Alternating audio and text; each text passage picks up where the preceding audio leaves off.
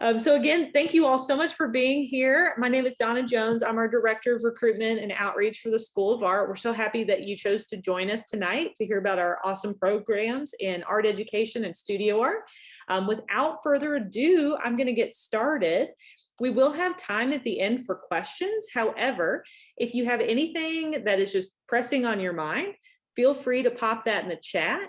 And then also towards the end of the presentation, around 7:15 or so, we can also have you unmute so that you can share those questions out loud if you'd like to. So yeah.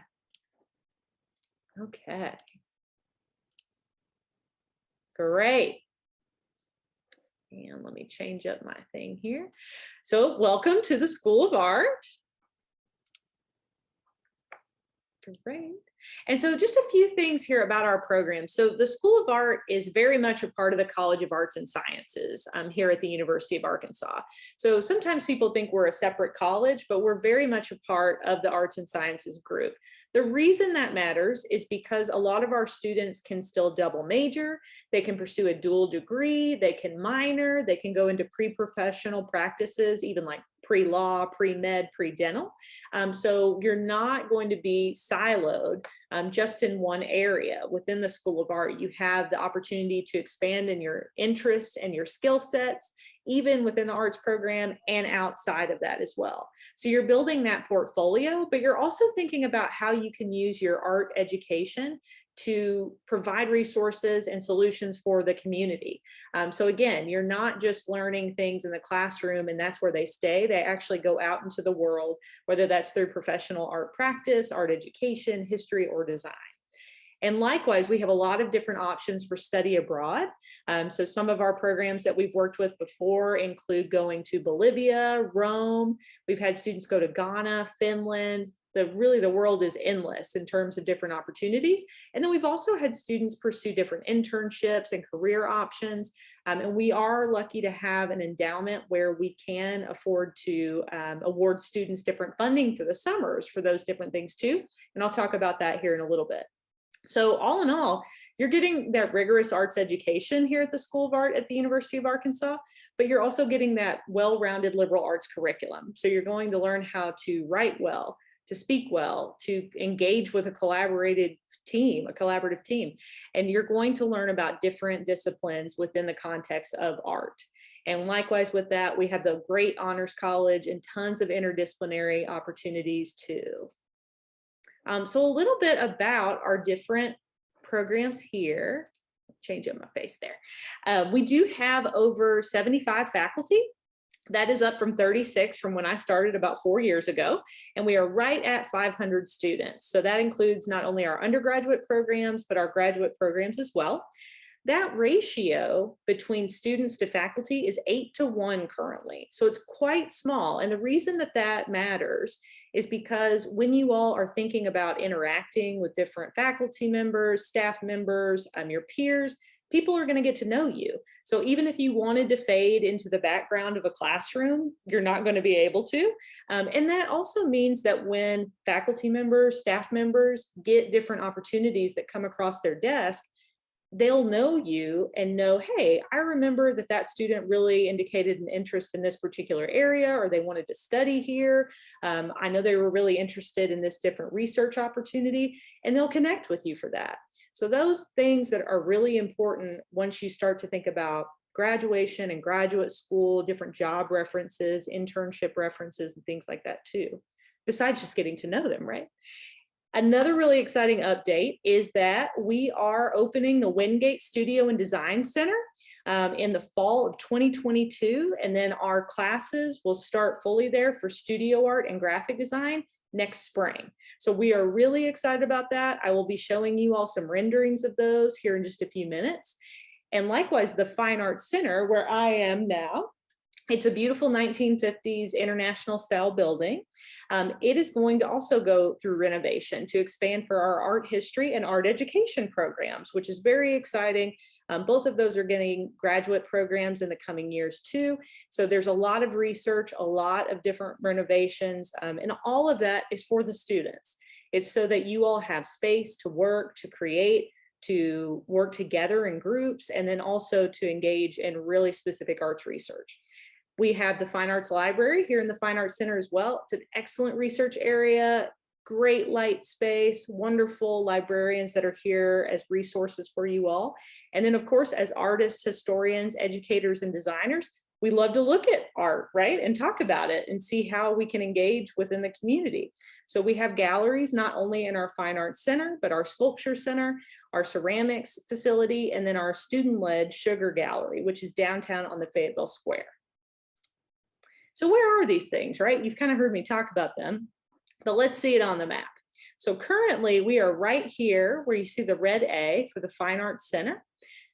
Currently, too, we are right next to the Arkansas Union and the Union Station, which is the Razorback Transit bus system.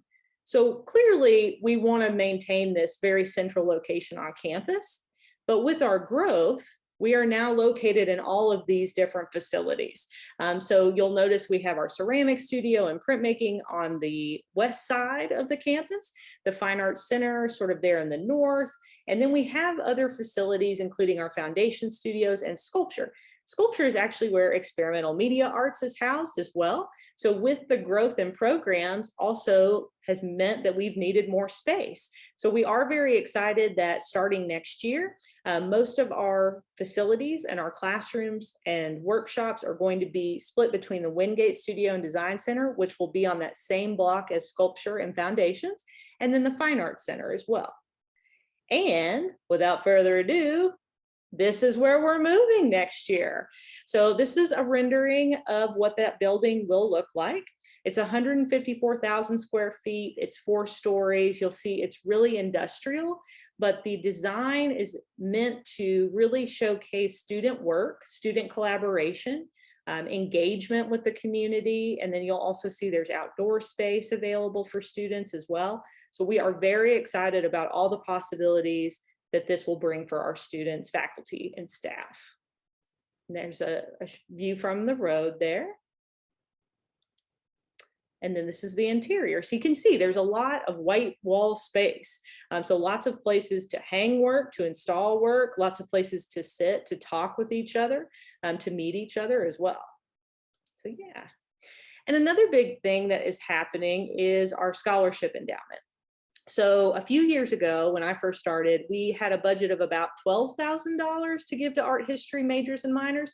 That has now increased dramatically to over $500,000 a year. So this was the first year that we were able to fully recognize that funding. So our deadline for School of Art scholarships is February 1st. So if you are a senior joining us right now, you'll want to apply by February 1st, 2022 for the upcoming fall 2022 school year. If you're a junior or a sophomore, it will continue to be February 1st, but you've got a little extra time. That application is now actually open. It opened in late September on the uarkart.slideroom.com site. If you have any questions, about building portfolios, about the questions asked, the writing samples, please feel free to reach out to me and I'd be happy to chat with you more about that as well. We also highly encourage students to apply for general U of A scholarships. Pro tip, if you submit your application by November 1st, that means you will still be in the running for the priority application for general U of A scholarships. 80% of the funding total from the University of Arkansas for scholarships goes to students that have applied by that November 15th time. So do that. And that puts you in the running for everything from housing scholarships to leadership scholarships to academic scholarships as well. So those are the 2 big deadlines that you want to be thinking about. There's also scholarships.uark.edu and finaid.uark.edu to learn more about the FAFSA, which is now open, by the way, which you should apply for even if you're not thinking about taking out loans, because that document is often used in need-based scholarships. So if somebody needs to look up certain numbers or anything like that, you're going to be happy that you at least have that on file. Okay, so a little bit about our first year in the program. So for anybody thinking about graphic design, studio art, or art education, you're going to take 2 classes in your freshman year. So you start right off the bat going into classes in your art major. The first is Arts 1919. Studio Foundations 1, and then the second is Studio Foundations 2, Arts 1929. My wonderful colleague, Jody Thompson, has a recording about foundations that we're gonna watch right after I finish up this presentation. So that'll explain a little bit more about these classes, but essentially think of it as an entryway into all of the different fields of art and the different ways of thinking. So not only are you working on things like drawing, observation, form and space, 2D and 3D design, creative thinking, but you're also then going into things like extended perception, thinking about time, thinking about images, and also working together on different projects too. So that is what you'll do if you're interested in those programs. For our students that are thinking about art history, whether as a double major or just a single major, they typically go into survey 1 and 2. So the study of art from the beginning of time to modern day. And they also participate, just like all of our other students, in our Thursday night visiting artist lecture series. Students at the end of their first year will then elect to apply for either graphic design or art education. And then they can also apply for the BFA in studio art the fall following your freshman year, so fall of your sophomore year. That's to give you a little extra time to really dive into an area specific class, because within the Bachelor of Fine Arts for studio art, you have a focus. And I know Adam will talk about that later too. And Angela will talk about the BFA in art education as well. For our students that are engaged in work, if they're in ROTC and marching band, have a different degree plan, we're here to help you kind of figure out how you can work those art classes in. So we have great advisors, we have great faculty and staff here. So any questions about when do I take this class, can I finish in 4 years? There are people here to help you. So just quick images here of everything that we offer. So foundations, and I will say most of these are taken pre-COVID. And you'll notice that we have the different Instagram handles and some of the RSO, the Registered Student Organization handles up top. There's printmaking too. And for those thinking about studio art, or if you're just interested in the different areas, you will get links to different intro videos from all of these areas. So when I send out the recording that's taking place right now, you will also get direct links to those areas as well. And what's beautiful about all of the degree plans within the School of Art is that you have the opportunity to take a range of different studio art classes, art history classes, different topics within your tracks in the art education program. So there's really not something that you couldn't take. It's really just planning when you're going to take those classes. And then there's our wonderful fine arts library. And then our visiting artist lecture series. This is a really unique thing for our program, in that we're able, particularly this year too, via Zoom, to bring in these amazing artists, educators, designers, historians, and other creative field folks to talk about what they do. So for our students, they get to learn a lot about different areas within the art world, and then also in research and collaboration, things that maybe you wouldn't get that one-on-one time to talk about. But these folks coming all the way from places like Nigeria, from Canada. We've even had students have visiting artists that were over in Germany and Amsterdam. So there's a lot of different people that are coming through the School of Art, and this is our main lecture series. This is open to anyone. So any of the students here tonight, any of the educators here tonight, you are more than welcome to join us for these. There's no cost, of course. You just need the Zoom link, and all of that information is on our website at art.uart.edu under the news and events and the visiting artist series area. And then we do have 2 centers coming along here. The first is the Center for Photographers of Color that's started by our great professor and artist, Aaron Turner. This is a wonderful space for students. There are multiple exhibitions, there's multiple lectures and different research materials and resources that Aaron provides through that center. And then there's also the Center for the Study of Childhood Art. That was started by one of our amazing art education faculty, Dr. Christopher Schulte, that talks a lot about the developmental stages within children and how art is a huge catalyst for those developmental stages.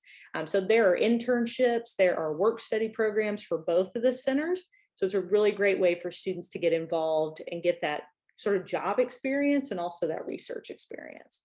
And along those lines too, I'll preface this by saying this is by no means an extensive, exhaustive list, but we have worked with the Career Center on campus, which is excellent. It's career.uark.edu, to start building a list of all the different areas that students with an art background could go into, hypothetically, as a career.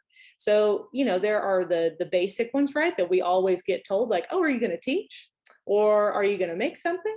You know, are you going to be a practicing artist? And those are all wonderful. But maybe you're outside that box a little bit. Maybe you want to start to look at different things, or maybe you're moving to a new city for some of these opportunities. So don't limit yourself, you know, ask a lot of questions. That's a huge thing that I would tell students is if there's something that you're really interested in, start looking at what they require for that job now. You know, start thinking about how can I best build my academic growth, but also my personal and professional growth while I'm in college. And over on the left too, you'll see we take students to different conferences every year when we're able to, right? Thanks, COVID. But even if they're virtual, then we do have students participate in those. We have different career fairs, visiting artists that are coming through, and we have a really supportive community of artists here in Northwest Arkansas too. So it's not unlikely that if you have a question about a certain career field, you're just one step away, whether it's through our faculty, peer mentors, different staff that are here on campus. So never be afraid to ask. And then another great opportunity we have for students are our summer opportunities. So we do have a separate funding account where we just use that for summer travel, whether that's a workshop, an internship, a residency, also study abroad, and then what we call self-initiated plans, maybe something a little bit different than a standardized study abroad opportunity. We've had students that have developed art camps in different parts of Arkansas. We've had students that have gone to do genealogical research on their own upbringing and how that relates to their art practice. And then, of course, we've had students go to places like Denmark, and then even as close by as Helena, Arkansas for the Thrive internship. So no trip is too small or too large. If it's safe to send you there, then we can work with you and the Study Abroad office or the Career Services office to make sure you can get there. And sort of what I was touching on too, the Northwest Arkansas arts community, we have a lot of local galleries, a lot of local artists that are interested in partnering with students from the School of Art. So on the left here, you'll see the mural, No Justice, No Peace, that was created in 2 weeks last summer, in summer 2020. That was actually a call to action by 2 U of A student athletes, both of which competed in track and field in the Olympics this summer, no big deal. And you'll notice too, this person up on the scaffolding is Jody Thompson, one of our awesome Foundations faculty members and coordinators.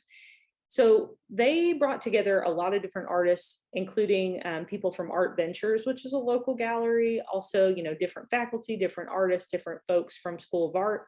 And so that's sort of more of a localized thing that can be done when you collaborate with other people. In the other 2 images, Crystal Bridges on the bottom and the Momentary at Sister Contemporary Institution on the top, these are bringing in world-renowned speakers, artists, exhibitions, and it's 30 minutes away on a bad traffic day. So we've got students that are interning at all of these different places, that are finding different work opportunities, that are finding ways to get involved. And so that opportunity in itself, to combine your arts education here at the School of Art along with these other opportunities, is unparalleled. So there's a lot of different ways to get involved, and we're not so oversaturated that you wouldn't be able to at least get some of that networking in during your time here. And let me escape that real quick here. So that just touches on a few things that we offer here at the School of Art. And so the next things that I'm going to really share with you all are about our foundations program. And then we'll go into art education, and then also our studio art program and our student feedback. So let me go ahead and pull up this right here. Hit share again.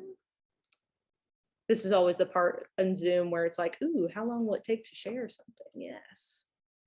Okay. And just to give a disclaimer, this semester is the first semester that we're back like full-time in person since the beginning of COVID. So if there are any photographs in here that show people without masks, I want to assure you that everyone does wear masks. They do wear masks in the classroom. So this is an image of from one of our courses called Observation Visualization, which is part of the first half of foundations that you're in. It's class that focuses on the fundamentals of perspectival drawing, excuse me, and drawing from life. Just to give you a brief overview of our program, it's divided into 2 semesters, and each of them is 9 credits. So it's an intensive 9 credits that meets for 2 days a week for 8 hours each. Some of our classes do meet 4 days a week for just 4 hours. That's if you're a student who is in band or on a university sports team or cheer squad or some official university capacity. It gives you a bit of more flexibility so you can still be involved in your classes. So the first part of foundations are the first 8 weeks of classes. These are observation and visualization, ObsAndVis for short, which creates a looking and visual practice. Very much about seeing and perception. Creative thinking and visual practice. These are ideations of a seminar course in the second 8 weeks. So at midterm, at midterm, it switches over to the 2 other 8-week classes for the semester. And for foundations 1, those are form and surface and form and space. And those are an approximate to 2D and 3D oriented classes. Also throughout the semester, throughout both semesters that you're here, foundations 1 and 2, we have a writing component, which is the foundations journal. These are bi-weekly 500-word essays that you write in response to different Thursday evening drill events like artist lectures and things like that. So, excuse me, the second semester. So if you start in the fall semester, foundations 2 will happen in your spring semester. We start with extended perception and image making. So extended perception is our color-focused course, color theory and dynamics, and then image making is kind of digitally driven class where you learn how to use digital tools and keep on working with elements and principles of design. And in the second 8 weeks of foundations, you take the class collaborative thinking and time and motion. So collaborative thinking is sort of our capstone class that we teach you how to work as a team, thinking about involving others in practice. And then time and motion deals with sound, moving images, and a lot of the dynamics of that. So if you want, you can read more specifically about the whole process and the foundations department. You can go to the School of Art website, which is art.uark.edu. And if you go to the side navigation bar, you can click on current students and then go down to courses. So right now, there's no option to view foundations, but we're working on getting that tab there for you to read about the program. Next up, we have our foundations coordinators, and there's me. Hi. I am the foundations coordinator, and we have I work with Linda Lopez, who is the assistant foundations coordinator. So both Linda and myself teach in various sections as well. Here is our fabulous group of foundations instructors for this semester that we're currently in.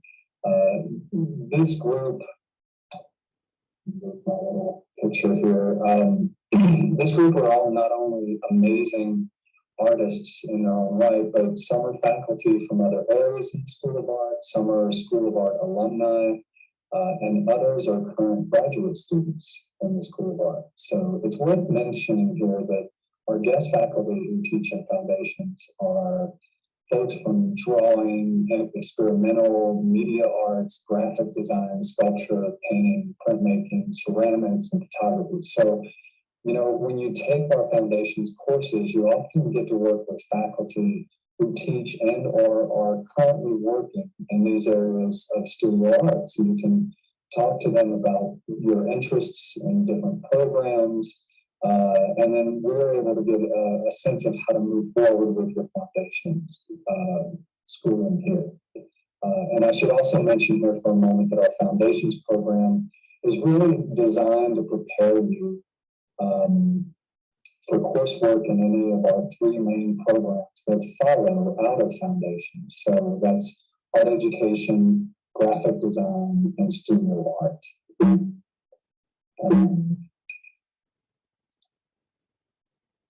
So here is a shot from our Ops and Biz class. So we do a lot of perceptually based work in our drawing component. We do teach intensive skills where we really focus on rigor and, you know, building that kind of skill set so that you can move forward and thrive in the different areas within the School of Art.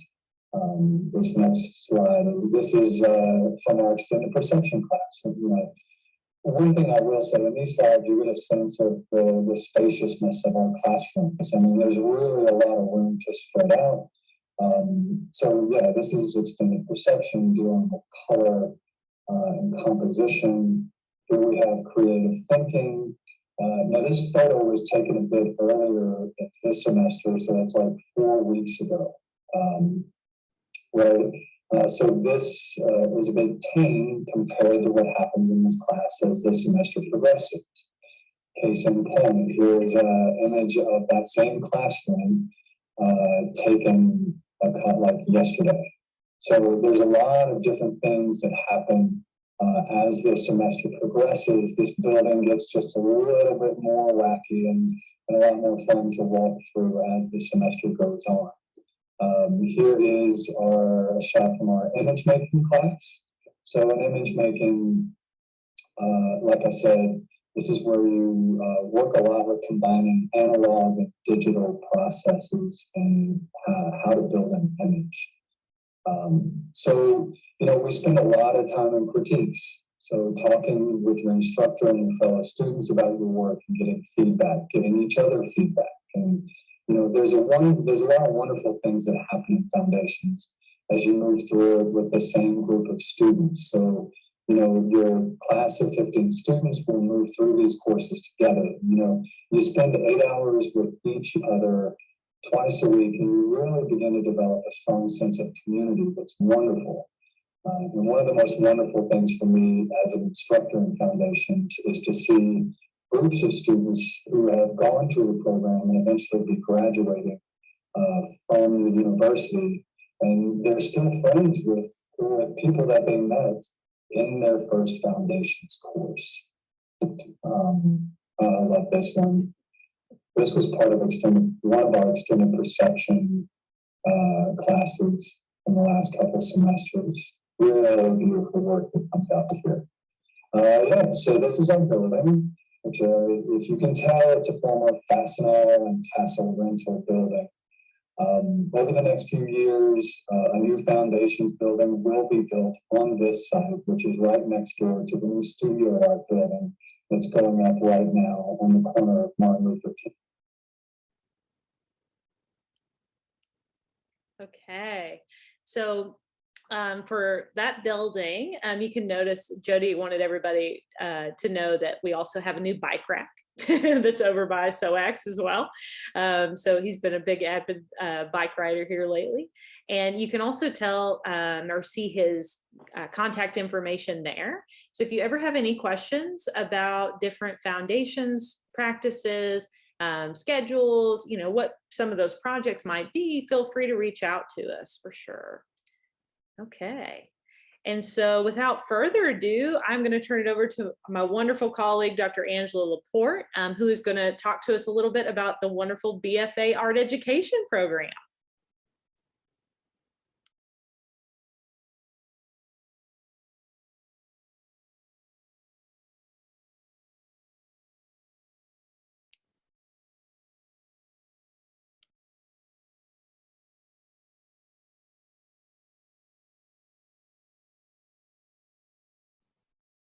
Welcome, everyone.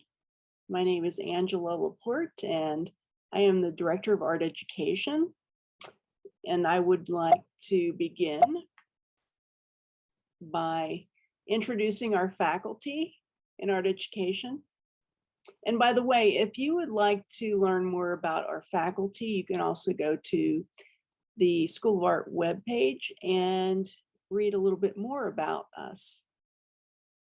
So I just wanted to cover some general things that I'm interested in as far as my research in art education. I have been, writing papers and books on intergenerational art education and disability studies, diversity issues in art education, and inverse inclusion. And I'll talk a little bit more about inverse inclusion as I incorporate it into one of the classes. Dr. Christopher Schulte, which Donna mentioned earlier, is currently the Associate Director of the School of Art, Endowed Associate Professor of Art Education, and is also the Director of the Center for the Study of Childhood Art, which it elaborates on some of his research interest in artistic play-based and aesthetic practices of young children, and drawing in historical and contemporary childhoods. So there are a lot of opportunities with the center that you could participate in many different ways with not only research, but teaching and planning curriculum.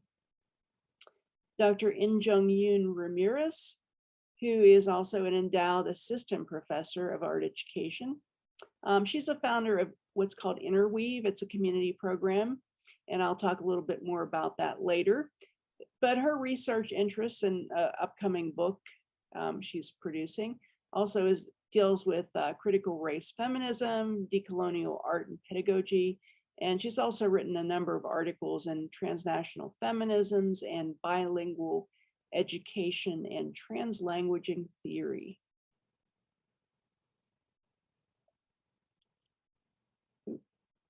Oops. Jumping ahead here. Okay.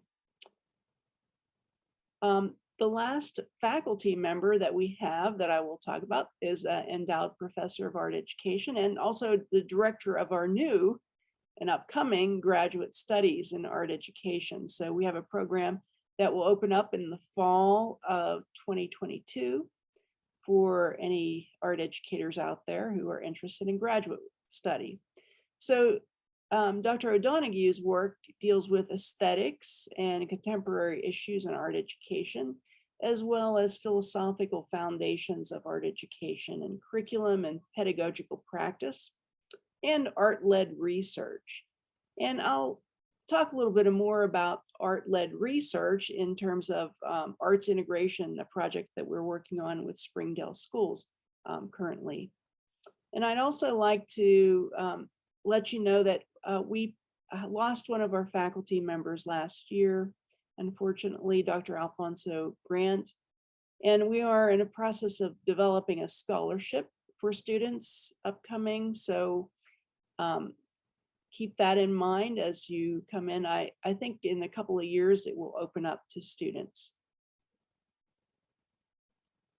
Okay, so with the BFA in art education, I would say that it prepares culturally responsive educators who are dedicated to developing interdisciplinary and collaborative approaches to art teaching and research, which address current and future needs of visual arts education in schools, community settings, museums, and other educative environments.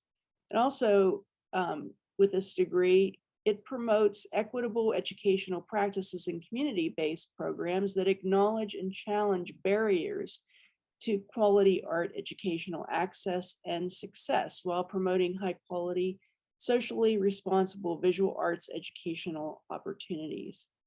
And it also prepares artist educators and artist scholars to study, research, and transform the educative potential of visual arts in schools, museums, and communities. And that's regional, nationally, and internationally.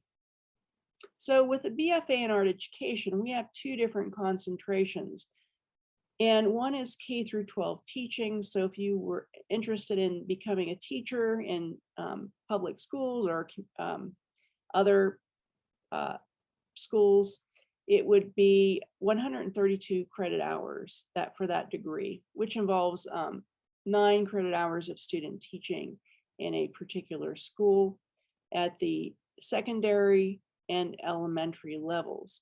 We also have an opportunity, if you're not interested in teaching in public schools and you're still wanting to do teaching or education in art, we have a community practice option, which is 121 hours. You still go through the foundations coursework in both of these programs, but the only real difference is K through 12 teaching involves your internship in teaching in schools, and the community practice has an internship which is required of you in community programs. We have a number of different community programs that we have. The required coursework in art education is listed here. We have an intro course. We have a diversity, pedagogy, and visual culture course, curriculum design that prepares you for developing different types of curriculum in art and teaching practice.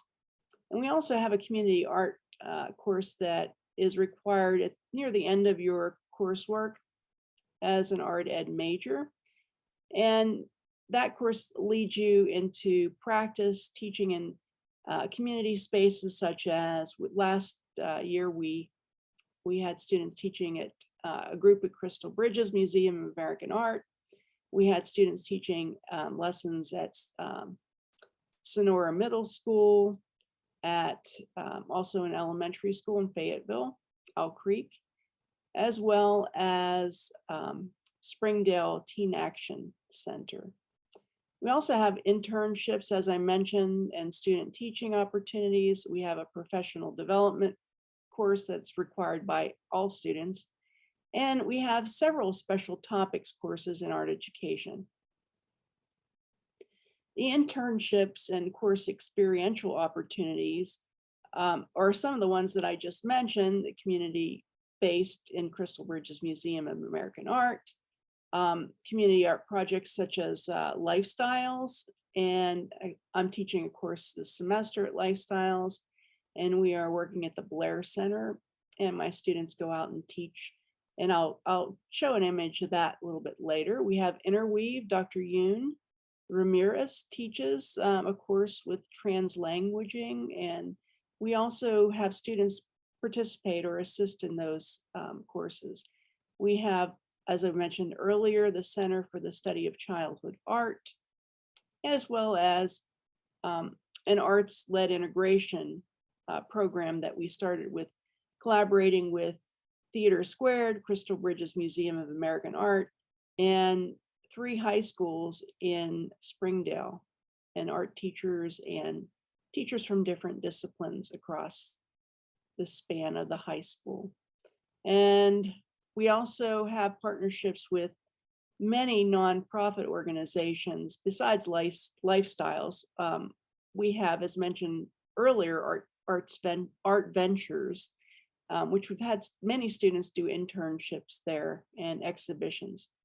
So the course that I'm teaching this semester, Inclusive Art Pedagogy, offers students the opportunity not just to teach in the community with disabled adults, but also gives them the opportunity to interact with students in a type of situation that I call inverse inclusion. With inverse inclusion, with inverse inclusion, the opportunities that students have are teaching and also experiencing art and learning side by side with students in the classroom. So we've been teaching at the Blair Center this semester. The Center for the Study of Childhood Art, as mentioned earlier, has a website and a number of different opportunities, not just the internship and childhood art, but also a summer institute for childhood art. So many of our students have participated in that as well during the summer. We also have through that childhood art speaker series, and we have the Sketchpad, which is linked with the curriculum course that you would be required to take in art education. We also have a community art class, as mentioned earlier. And last year, before COVID, right before COVID, we participated in a collaboration with Sonora Middle School in Springdale. I don't know if you're familiar with that school, but we invited a guest artist, Santa Barraza, to work with us in an after-school program.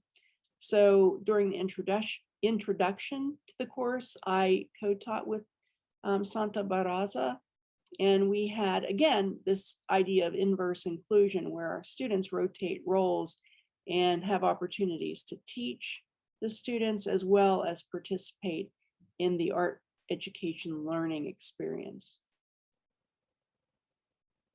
So students develop curriculum around a big idea, and you can see self-identity, power and presence, interpretations of music, and landscapes to cherish. So the curriculum method that we teach is developing curriculum around a big idea, which all students can somehow connect personally with. And so we also bring in different disciplines and artists, diverse artists into the curriculum. Dr. Yoon Ramirez also does the Interweave Translingual Community Art Program. And this is generally in Springdale. I think she's moving to a new site to conduct this program, but you'll see that there are many collaboration opportunities also within the community through this Interweave program. So students go to Crystal Bridges Museum of American Art, and they participate in different arts learning experiences and alongside learning the language. They also participate in festivals. For example, this one at Tortilla Press Printmaking during the Arkansas Festival. So we even have our MFA students as well as our art ed students participating in this. And at Arts-Led Integration, we developed this program last year.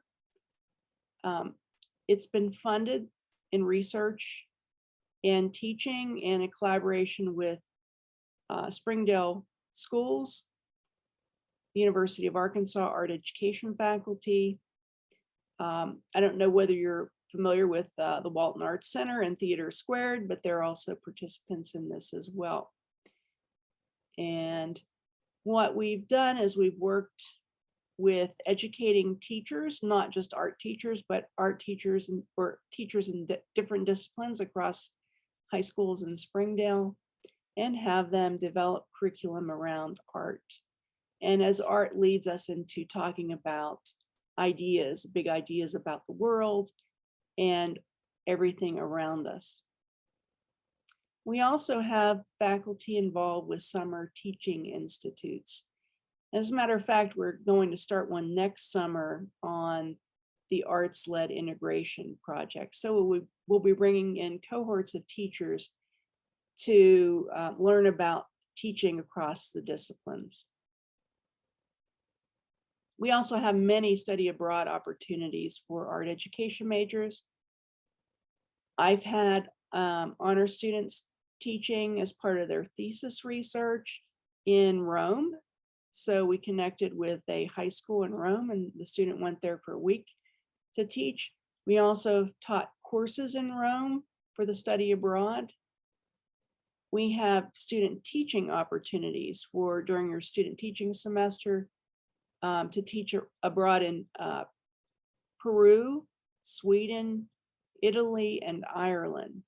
We've only thus far had students participate in the Peru, Sweden, and Italy opportunities, but and we're open to other countries expanding upon this program.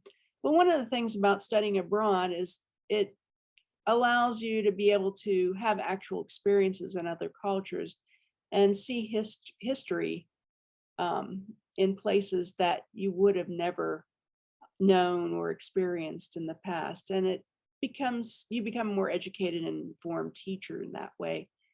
Applying for jobs, your international experiences and stories will set you apart from others who are applying for those positions. And it also gives you a cultural sensitivity. Teaching English abroad, I had a student teach English abroad as well. And it gives them a new environment to live and work with people from different cultural backgrounds. And it also, makes you better, according to Time magazine. Several recent studies show that living and working abroad actually makes you smarter because experiencing new cultures and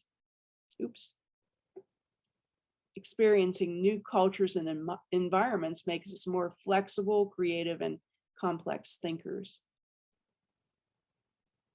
So we also have an Art Educators Association, and you can link to us by at arkansas.art.ed or at uark.ed. And we've also participated in national conferences in Boston, and I even had a student present this past, a couple of years ago, her research in Rome, teaching at a high school there. We also have an Art Education in Action, Artist Educator Lecture Series. We have someone coming up in November 15th, and I guess we can share the link with you if you would be interested. We'll have that on the School of Art website coming up soon. And in the last year, we had 4 teachers presenting. We hope to have 4 this year as well. So they'll talk about their teaching. We also have an artist lecture coming up, which Dawn had mentioned earlier. And we had 4 visitors over the past year. Olivia Goody, chair of the Art Education and at the School of Art at the Art Institute of Chicago. We had Pamela Harris-Lawton talk about her community art experience, and she's at the Maryland Institute of College of Art. And Paul Bolin and Terry Barrett just came here last week as part of our arts-led integration project. And our graduates, you might think, oh, what do our graduates do in art education? Well, they do more than just teach in K through 12. They teach in K through 12, yes, public, private, and charter schools, but they also are involved with programs in the community arts programs. And maybe some of you have taken courses at community arts programs in Fayetteville or Springdale or Bentonville. Also, they become involved with teaching or educational programs at museums like Crystal Bridges or cultural institutions, such as Art Ventures and many more. Graduate programs in art, some of them go off to study master's degrees or PhD degrees in art education or education. Some become directors of learning, performance, and talent strategies. So we had one student who started out in teaching and then ended up working in Walmart as a director of learning. And so also international exchange programs, the JET program and many others our students have been involved with. But thank you for your time and listening, and we hope to see you soon in the University of Arkansas School of Art Education program. Awesome. Thank you so much, Angela. It's always so exciting to hear about the different programs, the different upcoming events. And for students, that are interested, definitely reach out to us. Anytime you'd like to join us for a lecture, you're more than welcome to do that. And you can see between the School of Art Visiting Artist Lecture and the Art Education Lecture alone, not even to mention the Studio Art Lecture, there's 30 plus people working in the different fields that you get access to just by being here. So that is a really great way to network and just to learn, about the different opportunities that are out there too. Great. So we are going to move to the studio art program, and I'm going to put Adam on the spot and call him Dr. Adam Hogan after he's finished his PhD. You're welcome and congratulations. But he will be speaking to us about the studio art program. So take it away, Adam. Yeah, and actually I'll be spotlighting. If you like, I won't share. So if you just spotlight me, that'll be good to go. But while we're getting that ready, I'll go ahead and throw this up. So I'm doing a slightly different style of presentation. So everybody can see the overlay image, right? I'm gonna do this, try to do this, not quite weather person style, but nonetheless, we'll use the overlays. So I'm with the studio art area now, our program.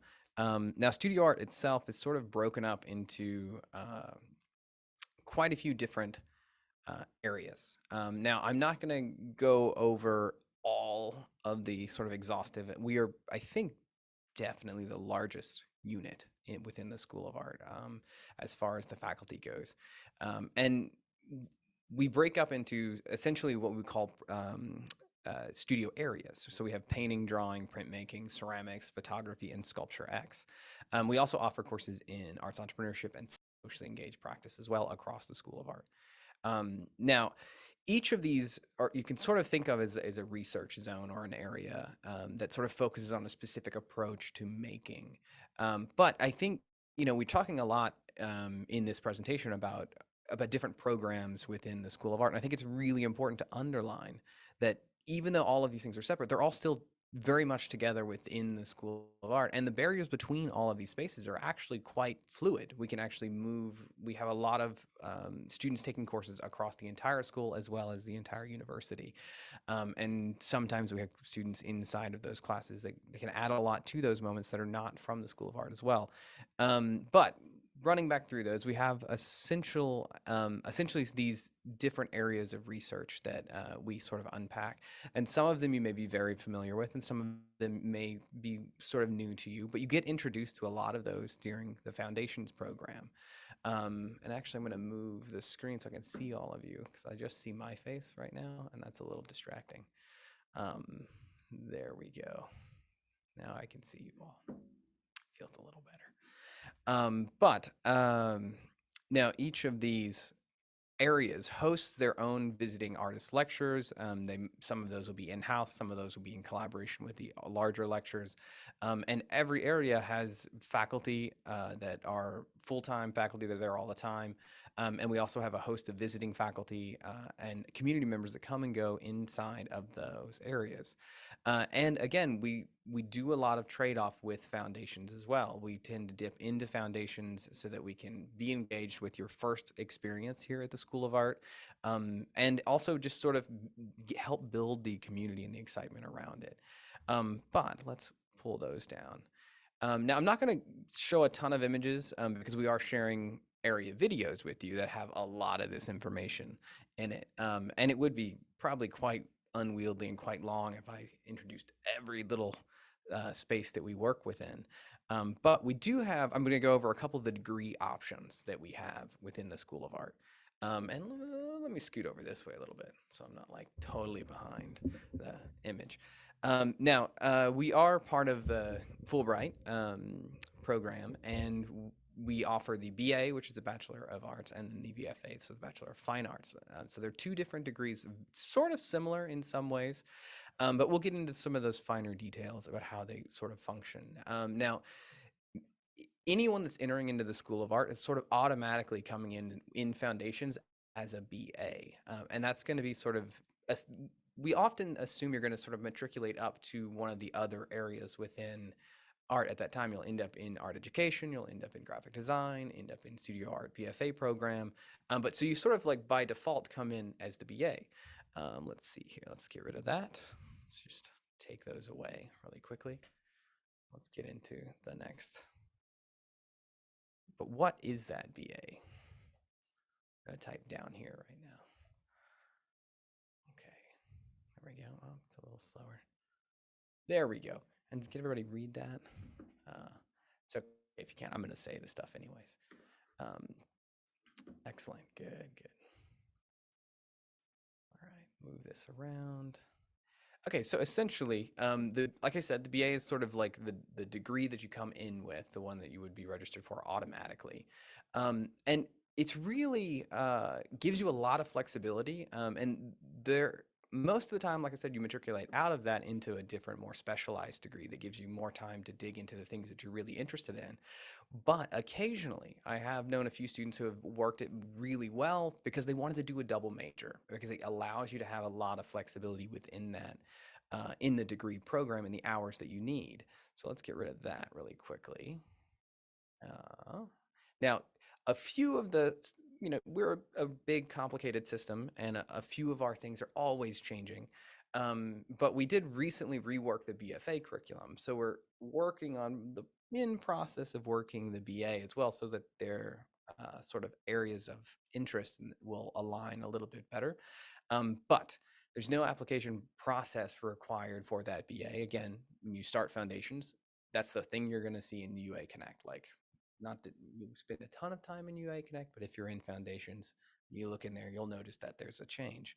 And then it's also, let's see here, move this over. Go to our next slide. Get rid of that information. Here we go. This is the one I'm looking for, which is the way the areas are at, the actual hours are breaking down. So like I said, this degree is really sort of suited for people who are wanting to double major, spend a lot of time, in a secondary portion of the university, or a second unit of the university. So basically you have your 35 sort of academic normal credits that you always have to take. And then you've got that foundations coursework that has been talked about a few times today. And then you've got sort of a concentration sort of area, right? You have your media studio art area that you would be focusing within. And then you have all the art history credits, and then you have 34 free electives that could be put into either a very, very deep minor or a dual degree, or an other extensive sort of double major at that time. But it's always important to note that you will always have in either the BFA or the BA, they're both 120-hour degrees. And whoops, I'm not pointing the right direction. And there are certain requirements around those on how they function. But just to give you a little sort of glimpse into this. Now, I'm not going to run through all of the courses because, again, it's a little bit different for every studio area. You actually have a little, there's some tweaks in, we'll take a look at a couple of different ones, but you have, a little difference across them. All right, and now we're back, except we've added an extra letter here. Now, the BFA is the Bachelor of Fine Arts, and it's what we would sort of think of as the more specialized studio degree, and where we hope, if you want to be in studio art, that you will matriculate to, because it's going to give you more time to really develop your work, your practice, your understanding of visual culture, and understanding of your own visual language that you're sort of working your way through.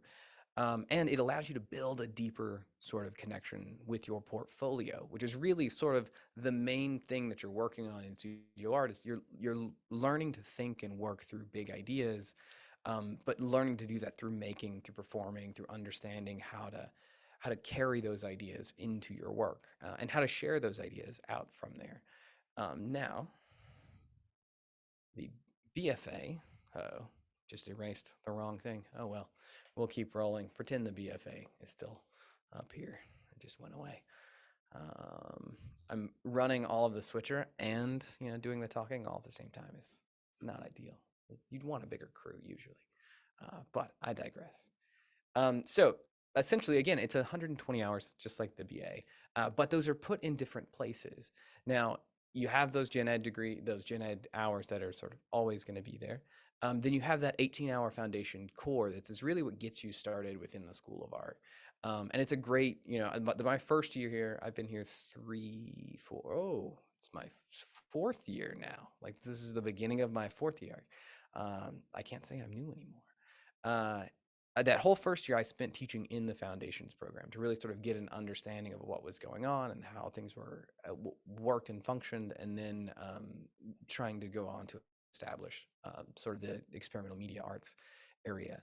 Now, after that, you have a core concentration, and that's sort of your home studio area that you are sort of a part of, whether that's Sculpture X, whether that's photography, whether that's painting, printmaking, drawing, or ceramics.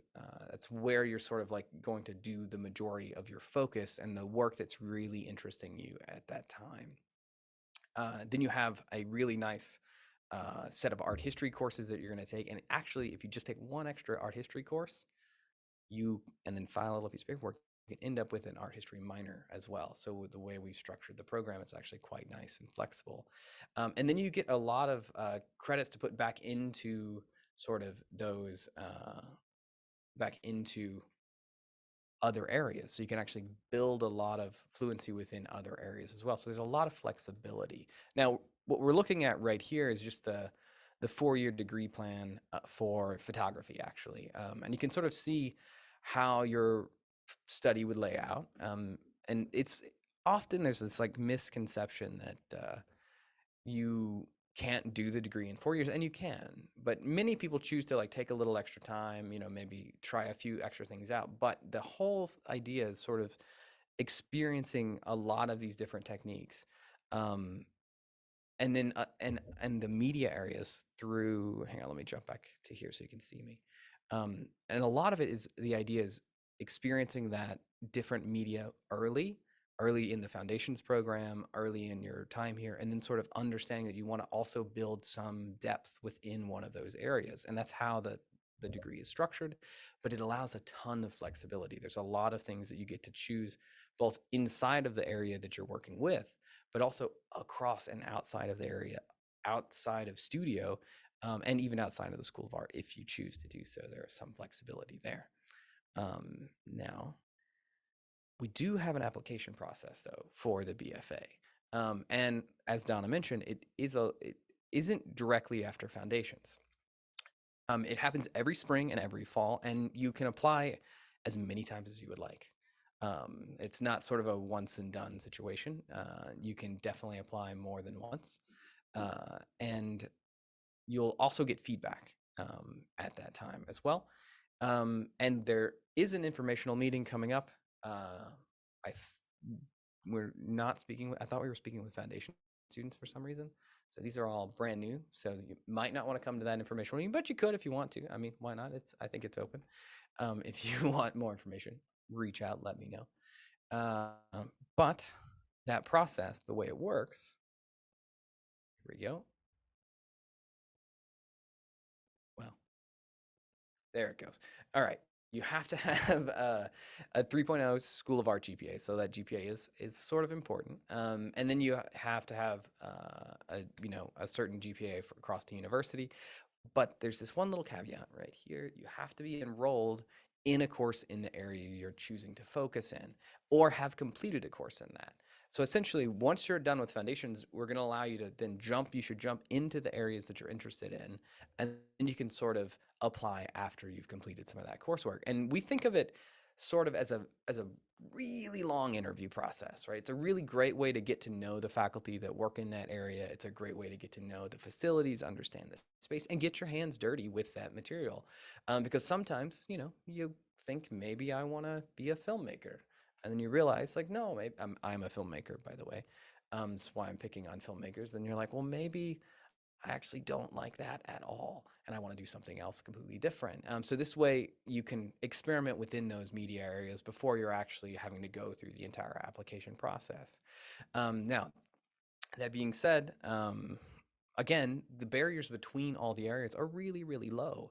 I think people often think that it's going to be very siloed in the way that the school is structured and the way it's laid out on the websites. And we all have these different websites, and it's kind of hard to find all the information.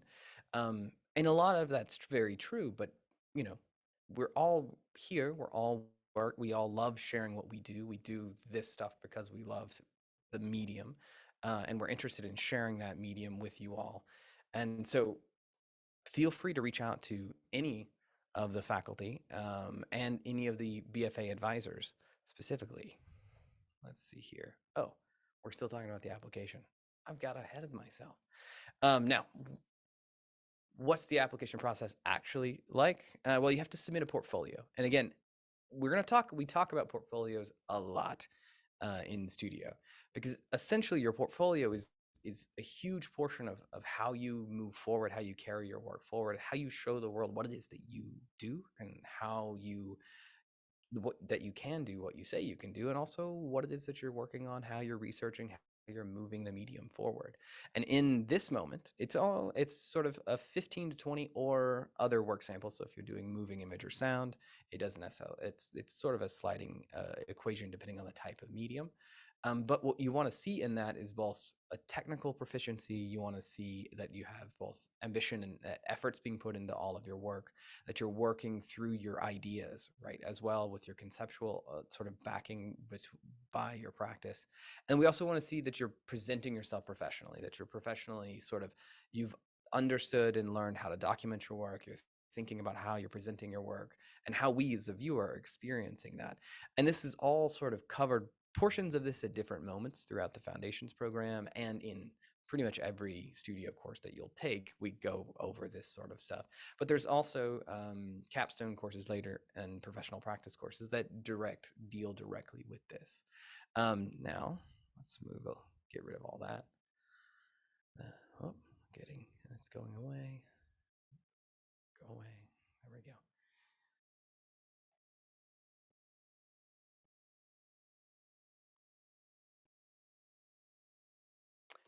Now, feel free to reach out to any of the undergraduate advisors for studio, and that would be Neil Callender, Raina Young. I'm pointing the wrong way. I keep pointing to the wrong side. Bethany Springer, and myself. So at any time, you can always find us in the directory, and feel free to reach out. And I'm sure Donna will also pass along our contact info. So if you have any questions about specific media areas, or if you want to unpack some of those things today, I am happy to chat. That's it. That's all I got. I'm happy to continue riffing if you would like, though. Awesome. Thank you so much, Adam. I like that weather forecaster kind of life, working with the green screen and everything. Yeah. And Adam's actually streaming in from our sculpture facility. Yep. So that's, one of the great benefits is that we do have all of these amazing workshops and labs that our faculty have built out. So you get the chance to work with all of these different great software pieces and learn how to do these things. And like Adam was saying, I know a lot of people have expressed some concern sometimes about portfolios, right? Especially for scholarships. Well, you're not expected to know right off the bat how to do things like this. This is why you come to school. This is why you're going to continually, as an artist, as an educator, historian, designer, build upon your skill set. So that's what we really want to see, from our different students too. Great. Awesome. Well, thank you so much, Adam. And now I'd like to turn it over to some of our amazing peer mentors that are here. So I'm going to put them on the spot now. So Katie Hogan, Lila Bowler, and Maddie Barnes are three of our great peer mentors. These students are selected by our group here at School of Art to work with current students, to talk with prospective students, and to engage in the community. So the first question I'm going to ask all of them is just to briefly introduce themselves, maybe name, majors, And we'll just start there. So maybe Maddie, do you want to go first? Sure. I'm Maddie. I am in my 3rd year at the School of Art, so I'm a junior in my fall semester, and I'm a BFA currently concentrating in ceramics, but there's plenty of room for other things. I also spend a lot of time painting. I've taken one of Adam's classes, but yeah, that's sort of my realm. And then maybe Katie, do you want to go next? So I'm Katie. This is my 4th year on campus. I'm a BA in studio arts. So I don't have necessarily one. The spiel that I always give is I don't have like one plate, like one area of focus, but you'll normally find me at the sculpture building. So Awesome, yeah. And then last but not least, Lila. Hello, I'm Lila. I am a 3rd year student here. I am a studio art BA student. I don't necessarily have a concentration either, but I'm like minoring in Italian and I do a bunch of different like course stuff, but I'd say my concentration is drawing. Awesome. Well, great. Yeah. And so glad that y'all are here tonight. And I guess what I'll start off with is a big question is, when you were looking at different programs and applying either for scholarships or for coming into school for the first time, what advice would you give to prospective students, maybe our seniors that are here tonight, juniors that are thinking about, starting to apply this time next year? What's the biggest piece of advice you would give them?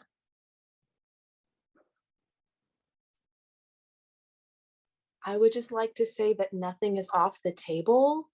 Like, you can do anything that you might be interested in. I never thought that a creative career made sense for me. I came to this school expecting to go through graphic design because I did yearbook in high school and I knew how to work Photoshop and I know that that will make me money. And then I did foundations and I worked with my hands and I was in a studio practice and I fell in love with that entire idea. And I was very validated by the faculty in this program that it's a totally real career choice that if you're excited about, you should jump into. There are so many resources, especially in this like weird pocket of Arkansas. Like, the art community is blossoming. We have a lot of money, a lot of resources, a lot of opportunities. So like, this is definitely a place to pursue whatever you want to do. You can do that. yeah, I'll say like kind of off of that because that's always my one thing is I had a faculty in my very first foundations course tell me to do what makes you happy. Don't do it because of money. So that's always what I give everyone. So Yeah, I definitely agree with Maddie, like the whole idea of like being able to like diversify kind of like what you're doing throughout the School of Art and like within a program while you're looking for something.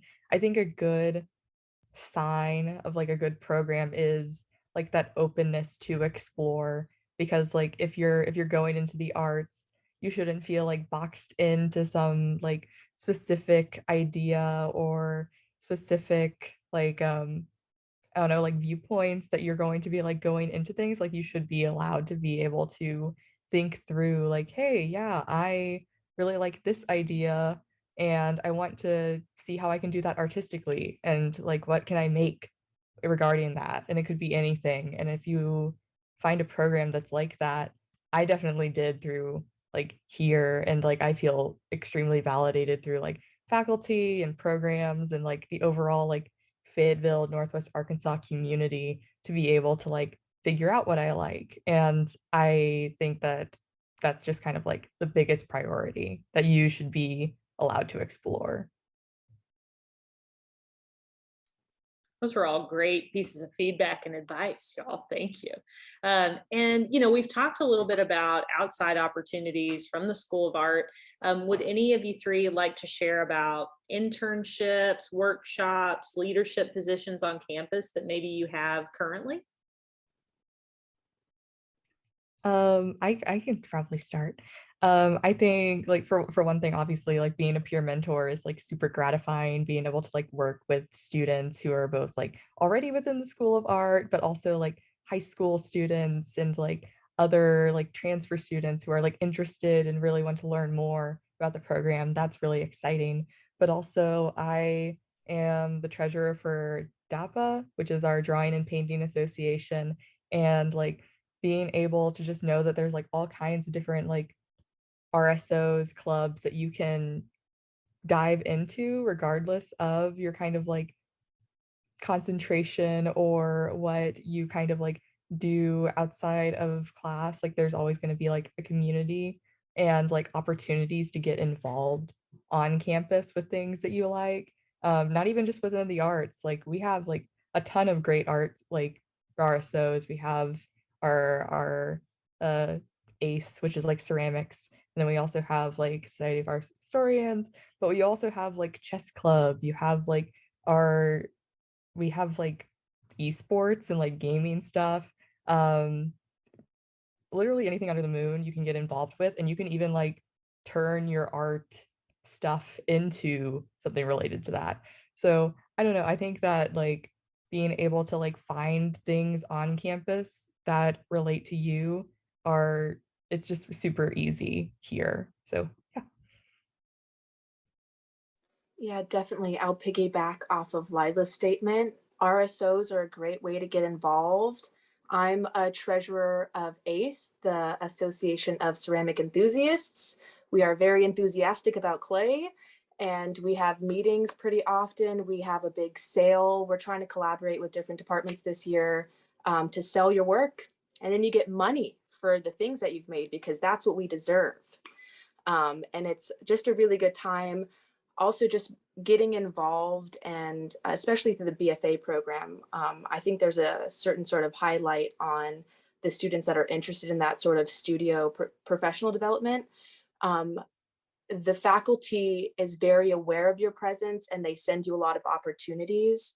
This summer, I'm very grateful I got sent to a 3-week intensive in Michigan at the Oxbow School of Art just for showing up to class and being excited. I didn't apply. I think usually there is some sort of application process, but I think just because of the COVID year, Linda Lopez, one of my hand building professors, reached out to me and said, the School of Art will send you we will pay for it and you will go and you will network with these amazing artists and peers.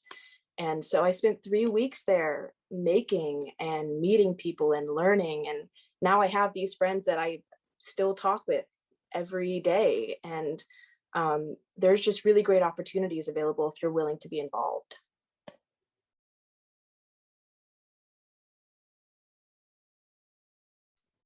Awesome. Yeah, thank you all. And then I guess, the final question I'll ask of you all is, what is something that you had an idea, like you had an idea of what college would be like and maybe an art program would be like, and then what was dramatically different about that once you actually started? Or maybe it wasn't. I never expected foundations. Just like the concept of foundations as a whole was something that I was just like baffled by whenever I found out about it, and then I started it. And like no other like art programs that I had looked at other college had something that was like quite like it. Like some of them had like, freshman courses, but nothing that was just like as I don't know, specific as foundations is. I loved foundations. I know that some people think that like, it's obviously a very heavy course load. You spend like a ton of time in your studio, just like your first year is so much work, but it's so gratifying. You meet so many different professors because you take like 8 different classes. And then like on top of that, you meet like great graduate students who are doing TA positions. You learn like a very diverse range of like art things. And for me, I came from a school that didn't have like a very big like 3D art sort of program. We didn't have much in terms of like ceramics or sculpture or anything like that. And being able to have that opportunity to like really dip my feet into like all kinds of art forms was super like helpful in informing like my later practice and also figuring out like what I like. Like Maddie said earlier, like just being able to like explore and like do foundations in the way that it is set up, you can find like a totally different thing that you're passionate about. And I really enjoyed that.